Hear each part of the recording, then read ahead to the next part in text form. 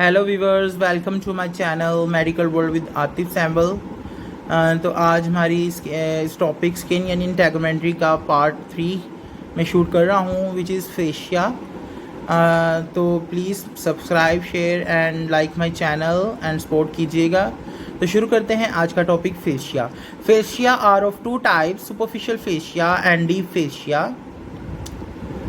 सबसे पहले हम पढ़ेंगे सुपरफिशियल फेशिया के बारे में। तो उसके बारे में हम सबसे पहले पढ़ेंगे definition. Superficial fascia is a general coating of the body beneath the skin. Skin के नीचे general coating of the body होती है जिसे हम सुपरफिशियल फेशिया कहते हैं। Made up of loose areolar tissue with varying amount of fat. ठीक है, इसमें वेरिंग अमाउंट ऑफ फैट होती है, कहाँ पे फैट ज़्यादा होता है और बाज़ जगहों पर फैट कम होता है। तो बेसिकली ये बाउंड करके रखते हैं बॉडी के डिफरेंट ऑर्गन्स और डिफरेंट स्ट्रक्चर्स को। Distribution of fats in the fascia.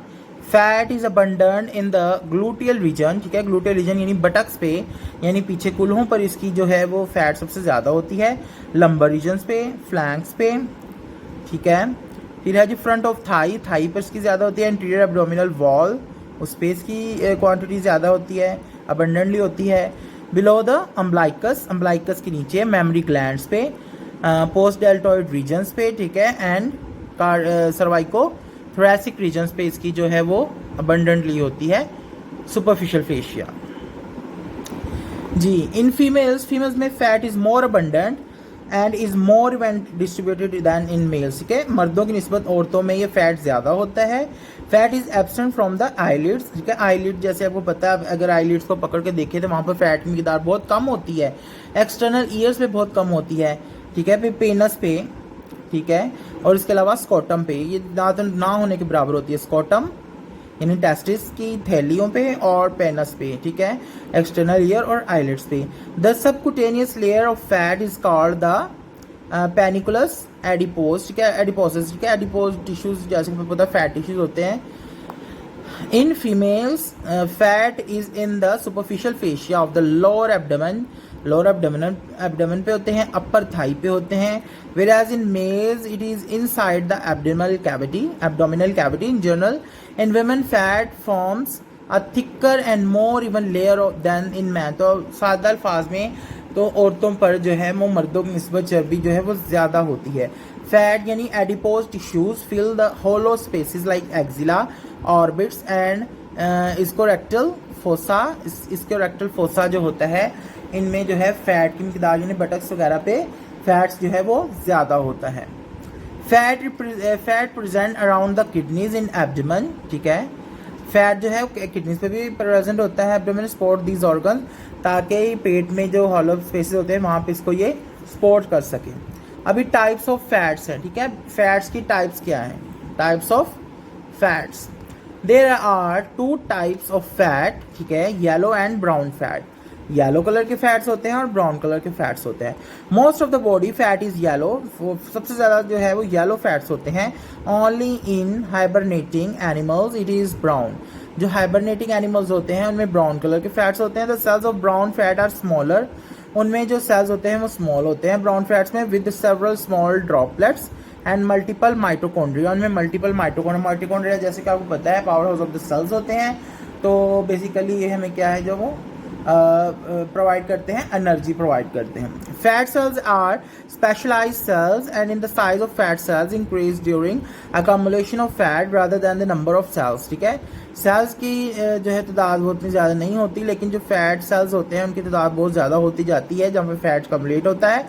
Any times to reduce excessive fat, जब आप ओबेस हो जाते हैं तो वो अगर आप उसको रिड्यूस करना चाहें, must be slow and study.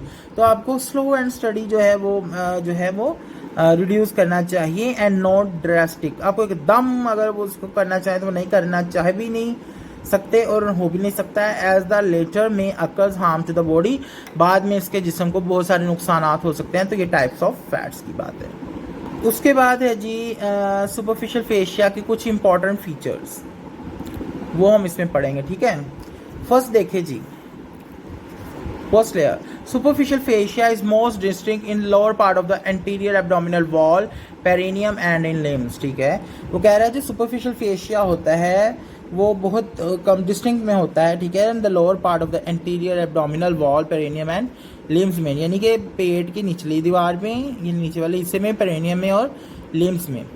It is very thin on the dorsal aspects of the hands. ये देखिए dorsal aspects of the hand यहाँ पे बहुत थिन होता है, ठीक है। डोर्सल एस्पेक्ट्स ये है, और ये वाला जो है वो पाम है, ये पाम, ये वाला पाम है, ये वाला, और ये डोर्सल, तो यहाँ पे बहुत थिन होता है। आगे है जी of the hands and feet, sides of the neck, ठीक है, साइड ऑफ नेक में भी, फेस में भी, एंड अराउंड द एनस, तो यहाँ पे ये थिन होता है। It is very dense in the scalp, palm and sole. तो डेंस कहाँ कहाँ पे होता है? स्कैप में, पाम्स में एंड सोल्स में, जैसे आपको पता है, ठीक है। यहाँ पे स्कैप में और सोल्स में, यानी पाँव के तलों में। आगे है जी superficial fascia shows stratification into 2 layers in the lower part of anterior abdominal wall, perineum and uppermost part of the thighs, ठीक है। तो यहाँ पे जो है वो 2 layers में जो है वो तकसीम हो जाता है। It contains, क्या होता है, ठीक है, इट कंटेन्स क्या क्या चीज़ें होती हैं? Subcutaneous muscles in the face, muscles of facial expression, superficial fascia में, ठीक है। नेक में क्या होता है जी? प्लेटिस्मिया एंड स्कोटम में डायटोस, ठीक है। ये चीज़ें इन पर मुश्किल होती हैं। मेमरी ग्लैंड्स होते हैं, ये भी सुपरफिशियल फेशिया।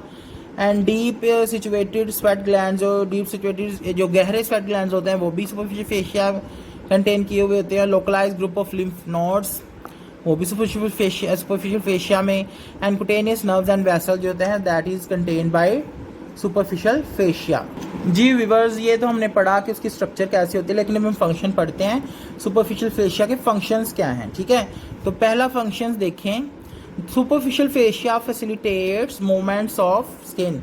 तो ये स्किन की मूवमेंट में हमें मदद करते हैं, जैसे ये देखिए इंक्रीज और डिक्रीज हो रही है इनकी लेंथ, ठीक है।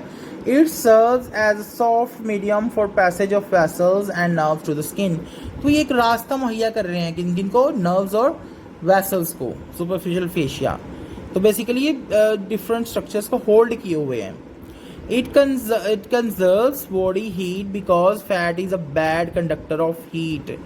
तो ये बॉडी हीट को क्या कर लेते हैं जी? इट कंजर्व्स, इसको कंजर्व कर लेते हैं, ठीक है। फैट को अपने अंदर कंजर्व कर लेते हैं because fat is a bad conductor of heat, ठीक है।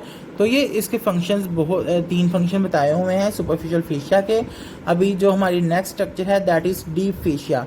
सुपरफिशियल फेशिया के नीचे क्या आएगी? Deep fascia. पहले स्किन, सुपरफिशियल फेशिया और देन डीप फेशिया। तो पढ़ते हैं डीप फेशिया के बारे में। जी फ्रेंड्स, हम पढ़ते हैं डीप फेशिया की डेफिनेशन, ठीक है। तो वो क्या कह रहे हैं? Deep fascia is a tough in elastic fibrous sheet which invest the body beneath the superficial fascia. It is devoid of fat, ठीक है। तो डिवॉइड ऑफ फैट्स होते हैं, ठीक है। सख्त जो है इन इलास्टिक फाइब्रस शीट होती है, ठीक है, beneath the superficial fascia। इसके बाद जो है इसकी डिस्ट्रीब्यूशन के बारे में पढ़ेंगे, ठीक है। Number 1, deep fascia is best defined in the limbs where it forms tough and tight sleeves, ठीक है। तो बेसिकली ये क्या है? कंपार्टमेंट होते हैं, ठीक है, जहाँ पे मसल्स होते हैं जिसकी बुनियाद पर सर्जन्स या कोई भी बंदा जो है मसल्स को डिवाइड कर सकता है और देख सकता है कौन से कंपार्टमेंट में कौन सी स्ट्रक्चर पड़ी हुई है, ठीक है। और and the neck where it form the collar, ठीक है, जहाँ पे मसल्स और नेक में भी और लिम्स में, ठीक है, ये ज़्यादा वाफर मिकदार में और अच्छे तरीके से पड़े होते हैं। It is absent on the trunk and face. Superficial fascia trunk और इसमें होते हैं, लेकिन इसमें क्या है? एब्सेंट होते हैं ट्रंक और फेस में। On the deep fascia, sorry, on the trunk it is absent, permits expansion of organs, ठीक है। तो कह रहा है ऑन द ट्रंक ये क्या होते हैं? एब्सेंट होते हैं, परमिट्स एक्सपेंशन ऑफ ऑर्गन्स, ताकि ऑर्गन्स जो है वो एक्सपैंड कर सकें। आपको बस पता है जैसे लंग्स हैं या फिर वो स्टमक है, ठीक है, वो थोड़ा बहुत एक्सपेंड करते हैं। तो इसकी वजह से अगर वो ये डीप फेशिया वहाँ पर ज़्यादा होगा तो वहाँ पे एक्सपेंड्स नहीं पाएंगे, ठीक है, एक्सपेंशन नहीं हो पाएगी। On the face it is absence allow movement of the facial expression and mastication, ठीक है। तो फेस में भी आपको पता है कि एक्सप्रेशन बनाने के लिए मसल्स के जो है वो एक्टिविटी होती है, और मैस्टिकेशन के लिए भी, मैस्टिकेशन मीन्स दबाना, चबाना। किसी चीज़ को जब हम खाते हैं तो उसको चबाते हैं, दैट इज़ कॉल्ड मैस्टिकेशन, ठीक है। और एक्सप्रेशन आपको पता है, जैसे हम हंसते हैं, रोते हैं या फेसेस बनाते हैं, तो उसके लिए भी हमें मसल्स की मूवमेंट की ज़रूरत होती है, तो इसके लिए भी डिफेशिया जो होता है वो फेस में भी बहुत कम होता है। इंपॉर्टेंट फीचर्स इसमें कुछ बताए हुए हैं, दैट इज़ एक्सटेंशंस, ठीक है, extensions, prolongations of the deep fascia form the intramuscular septa which divide the limb into compartments, ठीक है। जैसे पिक्चर में देख रहे हैं, मसल को डिफरेंट कंपार्टमेंट्स में, फेशिया ने डिफेशिया ने उसको डिफरेंट कंपार्टमेंट में जो है वो बदल दिया है, मतलब इस कंपार्टमेंट में है फ्रंटल कंपार्टमेंट या पोस्टीरियर कंपार्टमेंट, इस तरह, ठीक है। तो ये सर्जन्स के लिए बहुत ईजी हो जाता है। The fibroareolar sheath of muscles, vessels and nerves, ठीक है। तो नर्व्स और उसको भी तकसीम जो है वो अलग अलग स्टडी करना, पढ़ने में और सर्जरी में बहुत मदद मिलती है, ठीक है। फीचर्स हैं इसके। Thickening of the deep fascia form, क्या क्या करते हैं thickening? Retinacula retention bands around certain joints like wrist and ankle. तो यहाँ पे ये क्या बता देते हैं? रेटिनैकुला, ठीक है, एंकल्स और रिस्ट में, ठीक है, रिस्ट और एंकल्स में ये रेटिनैकुला बना देती हैं, रिटेंशन बैंड बना देते हैं, जिसकी वजह से छोटी छोटी बोन्स जो है वो बड़े अच्छे तरीके से और मूवमेंट्स बड़े अच्छे तरीके से हो पाती हैं उधर पे। आगे थिकनिंग है बेसिकली ये डिफेशिया की। द पामर एंड प्लांटर अपोनियोरोसिस, ये भी पाँव में होते हैं और पाम्स में भी होते हैं अपोनियोरोसिस। ये स्किन की थिकनिंग होती है बेसिकली फेशिया की, डिफेशिया की थिकनिंग, जिसकी वजह से हमें वहाँ फ्रिक्शन और वज़न वगैरह डालने में इजी फील होता है। For protection of nerves and blood vessels, ताकि जब हम वजन डाल के चलेंगे या फिर वहाँ से गुजर रेटिनैकुला में से आपको पता है नर्व्स वेसल्स वगैरह गुजरती हैं, आगे जाके हम पढ़ेंगे अपर लिम्ब की जब स्ट्रक्चर पूरी स्टडी करेंगे वहाँ पे पढ़ेंगे। फिर पाँव में भी ये जो है वो उसमें भी नर्व्स वेसल्स गुजरती हैं, तो ये वहाँ हेल्प करती हैं, थिकनिंग ऑफ डिफेशिया।